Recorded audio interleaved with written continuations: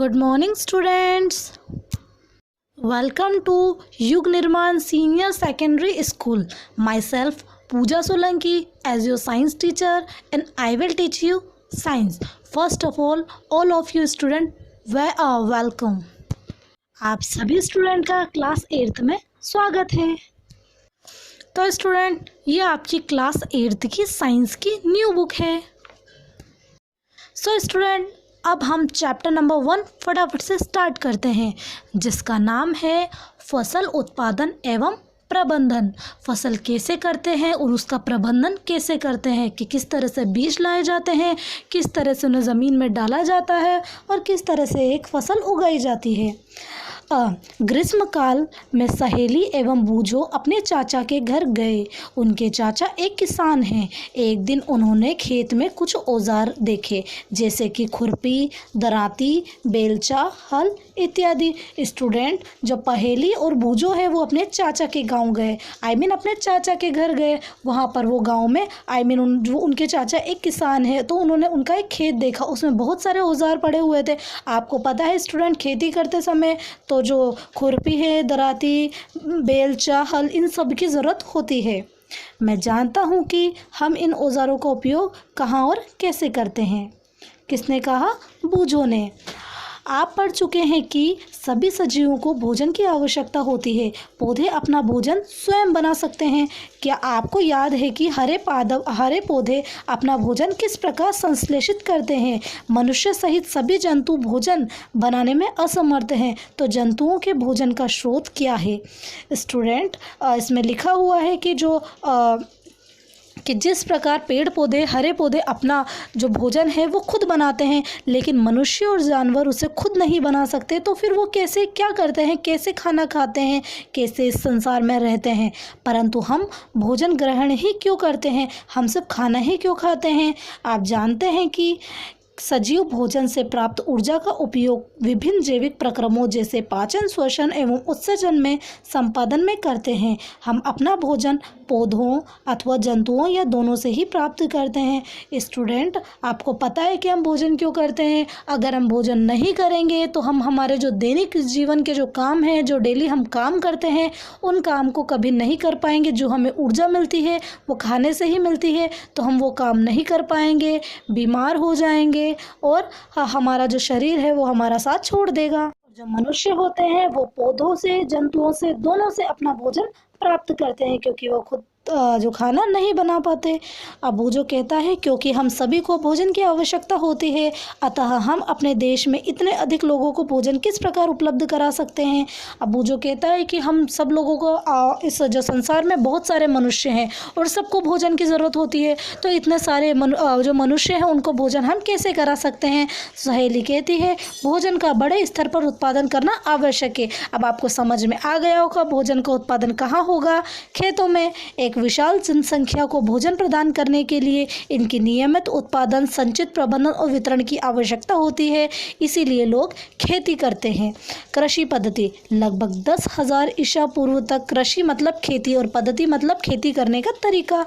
लगभग 10,000 ईसा पूर्व तक मनुष्य घुमंतु थे, कि जब 10,000 ईसा पूर्व तक इंसान सिर्फ घूमते रहते थे। वे एक स्थान से दूसरे स्थान तक भोजन एवं आवास की खोज में समूह में विचरण करते रहते थे। वे कच्चे फल और सब्जियां खाते थे और उन्होंने भोजन के लिए जंतुओं का शिकार करना प्रारंभ किया। कालांतर में खेती कर चावल, गेहूं एवं अन्य खाद्य फसलों को उत्पादित कर सके, इस प्रकार कृषि का आरंभ हुआ। पहले वो सिर्फ एक जगह से दूसरी जगह पर घूमते रहते थे, जो उन्हें खाने को मिलता था वो लोग खाते रहते थे, लेकिन अब उन्हें अपने खाने के लिए खुद कोशिश करनी पड़ती है और वो कृषि करते हैं।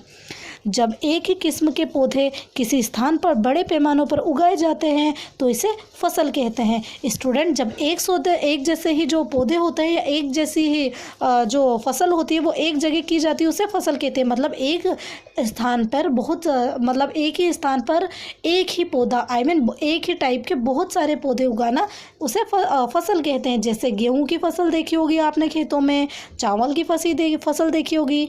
उदाहरण के लिए गेहूं की फसल का अर्थ है खेत में उगाए जाने वाले सभी पौधे गेहूं के हैं। आप जानते हैं कि फसलें विभिन्न प्रकार की होती हैं, जैसे कि अन्न, सब्जियां एवं फल। जिस मौसम के यहाँ पौधे उगाए जाते हैं उसके आधार पर हम फसलों का वर्गीकरण कहते हैं। स्टूडेंट, फसलों का वर्गीकरण मौसम के आधार पर किया जाता है, जैसे कुछ ग्रीष्म ऋतु में, कुछ शीत ऋतु में उगाए जाते हैं। भारत एक विशाल देश है। यहाँ ताप, आर्द्रता और वर्षा जैसी जलवायु परिस्थिति एक क्षेत्र से दूसरे क्षेत्र में भिन्न है। अतः देश के विभिन्न भागों में विविध प्रकार की फसलें उगाई जाती हैं। इस विविधता के बावजूद मोटे तौर पर फसलों को दो वर्गों में बांटा जा सकता है। वे इस प्रकार है। स्टूडेंट, हमारा जो भारत देश है वो बहुत बड़ा विशाल देश है। उसमें अलग अलग तरह की फसल की जाती है। उसको दो भागों में बांटा गया है, खरीफ की फसल और रबी की फसल। खरीफ की फसल, जब फसल जिन्हें वर्षा ऋतु में बोया जाता है, खरीफ फसल कहलाती है। भारत में वर्षा ऋतु सामान्यतः जून से सितंबर तक होती है। धान, मक्का, सोयाबीन, मूंगफली, कपास इत्यादि खरीफ की फसल होती है। स्टूडेंट, वे फसलें जो वर्षा में बोई जाती है, जिन्हें ज़्यादा पानी की आवश्यकता होती है, उन्हें खरीफ की फसल कहते हैं। जैसे धान, मक्का, सोयाबीन, मूंगफली, कपास, ये सभी खरीफ की फसल हैं। और दूसरी है रबी की फसल, शीत ऋतु जो कि अक्टूबर से मार्च तक चलती है में उगाई जाने वाली फसल रबी की फसलें कहलाती हैं। गेहूँ, चना, मटर, सरसों, अलसी रबी की फसलों के उदाहरण है। स्टूडेंट, जो शीत ऋतु सर्दी में उगाई जाती है, और सर्दी आपको पता है कि अक्टूबर से चालू होकर मार्च तक चलती है, तो उस समय उगाई जाने वाली फसलों को रबी की फसल कहते हैं। जैसे गेहूं, चना, मटर, सरसों, अलसी, ये सभी रबी की फसल हैं। इसके अलावा कई स्थानों पर दालें और सब्जियां ग्रीष्म में भी उगाई जाती हैं। आधारित फसल पद्धति मतलब किस तरह से फसल की जाती है। धान को शीत ऋतु में ही क्यों उगाया जा सकता है। फिर पूछती है, जो सहेली है वो पूछती है, धान को बहुत अधिक पानी की आवश्यकता होती है, अतः इसे केवल वर्षा ऋतु में ही उगाया जाता है। बूझो जो है वो क्वेश्चन पूछता है, सहेली उसके आंसर देती है। फसल उगाने के लिए किसान को अनेक क्रियाकलाप सामयिक अवधि में करने पड़ते हैं। आप देखेंगे कि यह क्रियाकलाप इस प्रकार के हैं, जिनका उपयोग माली अथवा आप सजावटी पौधे उगाने के लिए करते हैं। यह क्रियाकलाप अथवा कार्य कृषि पद्धति जो आगे दिखाई गई है। कृषि पद्धति मतलब कृषि करने के लिए क्या क्या कार्य करने होते हैं। सबसे पहले मिट्टी तैयार की जाती है, फिर बुआई की जाती है कि उन मिट्टी में जो बीज होते हैं उन्हें डाला जाता है, खाद और उर्वरक दोनों। अब उसके बाद खाद और उर्वरक को डाला जाता है ताकि मिट्टी की जो क्षमता है उसको बढ़ाया जा सके। फिर सिंचाई की जाती है, पानी डाला जाता है।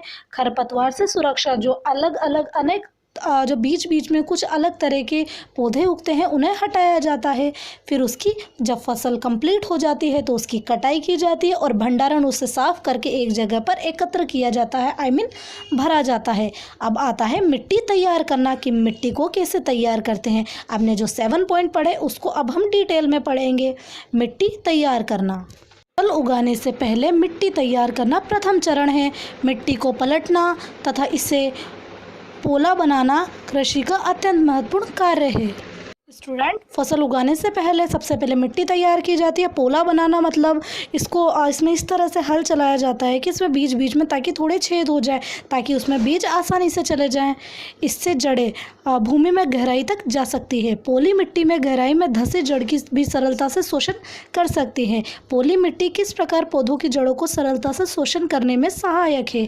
पोली मिट्टी में रहने वाले केंचुए और सूक्ष्म जीवों की वृद्धि करने में सहायता करती है एवं जीव किसानों के मित्र हैं, क्योंकि यह मिट्टी को और पलट कर पोला करते हैं और ह्यूमस बनाते हैं। परंतु मिट्टी को पलटना और पोला करना क्यों आवश्यक है। स्टूडेंट, जो इसमें जो केंचुए होते हैं, जो किसान के मित्र कहा जाता है इन सूक्ष्म जीवों को, जैसे केंचुए और भी बहुत सूक्ष्म जीव होते हैं जो मिट्टी में पाए जाते हैं। इन मिट्टी को अगर पोला किया जाता है तो वो उसमें आसानी से लेकर शोषण कर सकते हैं, जिससे वो और जो मिट्टी होती है उसकी जो उर्वरक क्षमता होती है, जो उसको फसलों को और अच्छा उगाने की जो क्षमता होती है उसे और अच्छा करते हैं। आप पिछली कक्षाओं में पढ़ चुके हैं कि मिट्टी में खनिज, जलवायु और कुछ सजीव होते हैं। सजीव मतलब छोटे छोटे जीवाणु। इनके अतिरिक्त मृत पौधे एवं जंतु भी मिट्टी में पाए जाते हैं। पाए जाने वाले जीवों द्वारा अपघटित होते हैं। इस प्रक्रम में मृत जीवों में पाए जाने वाले पोषक मिट्टी में निर्युक्त होते हैं। जब पोषक पौधों द्वारा यहाँ पोषक पौधों द्वारा अवशोषित किए जाते हैं। स्टूडेंट, कुछ सूक्ष्म जीवाणु होते हैं जो कि उसमें उनकी मृत्यु हो जाती है, वो उसमें मर जाते हैं। उनके मरे हुए जो पार्ट होते हैं उन्हें अपशिष्ट कहते हैं, जो कि मिट्टी में मिलकर उसकी उपजाऊ क्षमता को अच्छा बनाता है।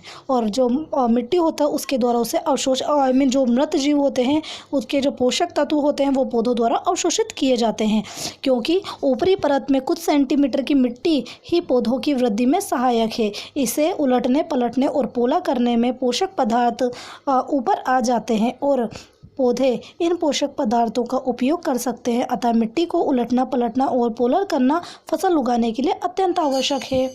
स्टूडेंट, जैसा कि इसमें बताया हुआ है कि जो ऊपर की मिट्टी होती है वही पौधे को उगाने में यूज़ होती है और मिट्टी के ऊपर ही हम खनिज पदार्थ डालते हैं ताकि उसकी उर्वरक क्षमता को बढ़ाया जा सकते। अतः इसीलिए मिट्टी को ऊपर से उलटना पलटना और पोला करना ज़रूरी होता है।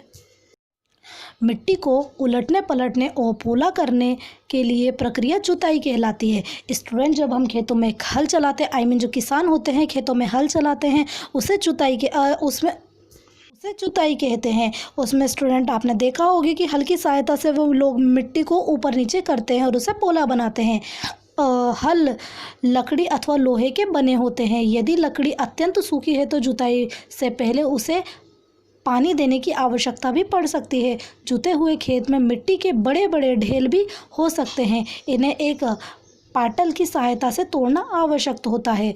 बुआई और सिंचाई के लिए खेत को समतल करना आवश्यक है। यह कार्य पाटल द्वारा किया जाता है। कभी कभी जुताई से पहले खाद दी जाती है। इससे जुताई के समय खाद मिट्टी में भली भांति मिल जाती है और बुआई से पहले खेत में पानी दिया जाता है। स्टूडेंट, जब इसमें खेतों में बुआई की जाती है, जो जुताई की जाती है, तब जो मिट्टी के बड़े बड़े ढेर भी होते हैं जिन्हें पहले तोड़ा जाता है और इस तरह मिट्टी को उलट पलट कर उसे उपयोगी बनाया जाता है। और इसमें कुछ लोग तो पहले खाद मिला देते हैं ताकि जब हल चलाया जाता है तो मिट्टी और खाद एक दूसरे में अच्छी तरह मिल जाए और उसमें पानी भी डाला जाता है।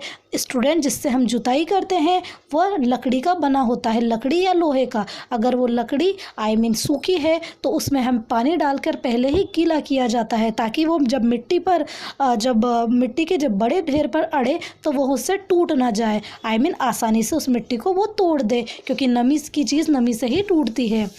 आगे पढ़ते हैं कृषि औजार। कृषि औजार मतलब खेती करने के लिए जिन जिन चीज़ों की ज़रूरत होती है उन्हें कृषि औजार कहते हैं। अच्छी उपज के लिए बुआई से पहले मिट्टी को भुरभुरा करना आवश्यक है।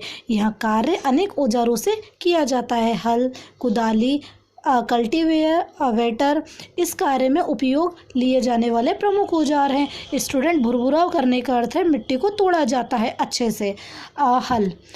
हल क्या होता है? प्राचीन काल से ही हल का उपयोग जुताई, खाद, उर्वरक मिलाने, खरपतवार निकालने एवं मिट्टी खुरचने के लिए किया जाता रहा है। यह औजार लकड़ी का बना होता है जिसे बैल की जोड़ी अथवा एक अन्य पशुओं की सहायता से खींचा जाता है। इसमें लोहे की मजबूत तिकोनी पत्ती होती है। इसे फाल कहते हैं। हल का जो मुख्य भाग लंबी लकड़ी का बना होता है जिसे हल शेफ्ट कहते हैं। इसके एक सिरे पर हैंडल होता है तथा दूसरे सिरा जोत के डंडे से जुड़ा होता है जिसे बैलों की गर्दन में ऊपर रखा जाता है। एक जोड़ी बैल एवं एक आदमी से सरलता से चला सकता है। आजकल लोहे की हल तेजी से देसी लकड़ी की हल की जगह ले रहे हैं। स्टूडेंट, जो हल आपको चित्र में दिखाया गया है कि किस तरह से जो हल होता है उसका उपयोग किया जाता है। दो बैल होते हैं, उन पे से लादा जाता है और एक आदमी की सहायता से चलाया जाता है। जो बैल की जो गर्दन पे लकड़ी होती है उसे जोत कहते हैं और जो नीचे की साइड जाता है तिकोना पार्ट होता है, जो लकड़ी का तिकोना भाग जो ज़मीन को जोतने का काम करता है, मिट्टी को भुरभुरा बनाता है, उसे हम फाल कहते हैं, जैसा कि आपको चित्र में दिखाया गया है। कुदाली यहाँ एक सरल औजार है। इसका उपयोग खरपतवार निकालने और मिट्टी को पोला करने के लिए किया जाता है। इसमें लकड़ी तथा लोहे की छड़ होती है जिसके एक सिरे पर लोहे की चौड़ी और मुड़ी प्लेट लगी होती है जो ब्लेड की तरह कार्य करती है। इसका दूसरा सिरा पशुओं द्वारा खींचा जाता है। स्टूडेंट, आपको कुदाली चित्र में दिखाया हुआ है कि इसमें एक हैंडल होता है जो इसको पकड़ने का काम करता है, और दूसरी साइड जो होती है उसी साइड में एक चौड़ी पत्ती होती है जो कि मिट्टी को पोला करने का काम करती है, और एक साइड छड़ होती है। कल्टीवेटर, आजकल जुताई ट्रैक्टरों द्वारा संचालित कल्टीवेटर से की जाती है। कल्टीवेटर स्टूडेंट जो ट्रैक्टर होता है उसके पीछे जो लोहे का तिकोना भाग होता है, जो बड़ी होती है लोहे की, इसे हम कल्टीवेटर कहते हैं। कल्टीवेटर के उपयोग से श्रम तथा समय दोनों की बचत होती है। स्टूडेंट, आपको औजार समझ में आ गए होंगे कि किस किस औजार का उपयोग किया जाता है। ये खेती करने से पहले मिट्टियों को पोला करने के लिए इसका काम किया जाता है, या बुरबुरा बनाने के लिए, इसे बारीक तोड़ने के लिए। अब आता है बुआई। बुआई का मतलब होता है बीजों को ज़मीन में बोना। बुआई फसल उत्पादन का सबसे महत्वपूर्ण चरण है। बोने से पहले अच्छी गुणवत्ता वाले साफ तथा स्वस्थ बीजों का चयन किया जाता है। किसान अधिक उपज देने वाले बीजों को प्राथमिकता देते हैं। स्टूडेंट, सबसे पहले वह बीजों का चयन किया जाता है। किसान उन्हीं बीजों का चयन करते हैं जो सबसे अच्छी पैदावार देते हैं। एक दिन मैंने जो सहेली है वो कहती है, एक दिन मैंने अपनी माँ को देखा कि माँ चने के कुछ बीज एक बर्तन में रखकर उसमें कुछ पानी डाल रही हैं। कुछ मिनट पश्चात कुछ बीज पानी के ऊपर तैरने लगे। मुझे आश्चर्य हुआ कि कुछ बीज पानी के ऊपर क्यों तैरने लगे। एक बीकर लेकर इसे पानी से आधा भरिए। इसमें एक मुट्ठी गेहूं के दाने डालकर भलीभांति हिलाइए। कुछ समय बाद प्रतीक्षा कीजिए। क्या कुछ बीज जल के ऊपर तैरने लगते हैं? जो बीज पानी में बैठ जाते हैं वह हल्के हैं या भारी हैं? क्षतिग्रस्त बीज खोखले हो जाते हैं और इस कारण हल्के होते हैं, अतः यह जल पर तैरने लगते हैं। अच्छे और स्वस्थ बीजों को क्षतिग्रस्त बीजों से अलग करने के लिए एक अच्छी विधि है। बुआई के पहले बीज बोने के औजार के बारे में जानना आवश्यक है। स्टूडेंट, आपने देखा होगा कि जो बीज का है वो किस तरह से करते हैं। जो कुछ बीजों को जब हम रखते हैं पानी में, जो ऊपर आ जाते हैं वो खोखले होते हैं, और जो खोखले या क्षतिग्रस्त होते हैं, जो बीज अच्छे होते हैं वो नीचे ही बैठे रहते हैं। इसी तरह जब हम खेत में बीज डालते हैं तो कुछ पानी डालते ही ऊपर आ जाएंगे। वो बीज सही नहीं है, क्षतिग्रस्त है, उसमें कुछ कमी है, और जो बीज अच्छे होंगे वो ज़मीन के अंदर बैठ जाएंगे। इस तरह से जो कृषि की जाती है। अब इसमें हम पढ़ेंगे परंपरागत औजार की किन किन औजारों का उपयोग किया जाता है। परंपरागत औजारों में बीजों की बुआई से इस्तेमाल किया जाने वाला औजार कीप के आकार का होता है। बीजों को कीप के अंदर डालने पर यहाँ 2 या 3 नुकीले सिरे वाले पाइप से गुजरते हैं। ये सिरे मिट्टी को भेद कर बीज को स्थापित कर देते हैं। स्टूडेंट, जब हम बीज को डालते हैं ज़मीन में तो कीप का उपयोग किया जाता है, जिसके जो सिरे होते हैं वो बीज को अच्छी तरह से ज़मीन में डाल देते हैं। सो स्टूडेंट, आई होप कि आपको यहाँ तक का चैप्टर समझ में आ गया होगा, और जो आगे का चैप्टर है मैं नेक्स्ट वीडियो में उसको अच्छे से पढ़ाऊँगी। तब तक के लिए आपको जो मैंने आज ये चैप्टर पढ़ाया है उसको आप अच्छे से रिवाइज कीजिए, अच्छे से रीड कीजिए। Thank you and best of luck.